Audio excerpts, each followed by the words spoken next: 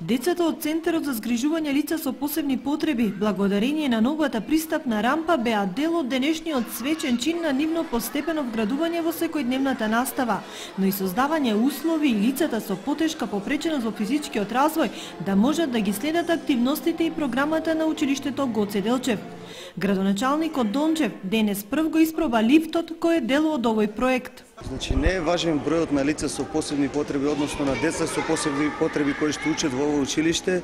Според нашиот акционен план ние треба да поставиме вакви рампи, вакви лифтови во сите јавни институции за да можат лицата со посебни потреби непречено да ги користат и да доаѓаат во овие институции.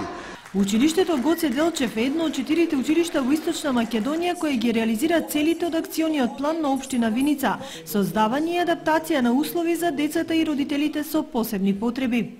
Проектот во себе вклучува и втор дел обуки кои овозможија наставниците во соработка со нивни колеги од Република Бугарија и општина Гоце Делчев да стекнат нови знаења за работа со децата со посебни потреби. После реализацијата на инфраструктурниот дел и обуки за наставниците, наред е јавната кампања, вели координаторот на проектот.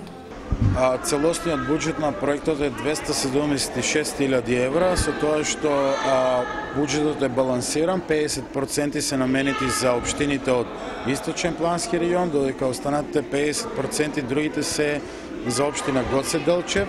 Значи во овој проект се офанати општина Штип, општина Виница, општина Пробиштип и општина Кочани. Она што останува наша обврска да го завршиме како дел од проектот, како активност е медиумска кампања, односно промовирање на резултатите од самиот проект, како и обуки кои веќе ги имаме спроведено на страна на Источниот плански регион и минатата недела присуствувавме на обука во општина Гоце Делчев. Покрај лифт и пристапна рампа во функција се адаптирани санитарни јазди за учениците.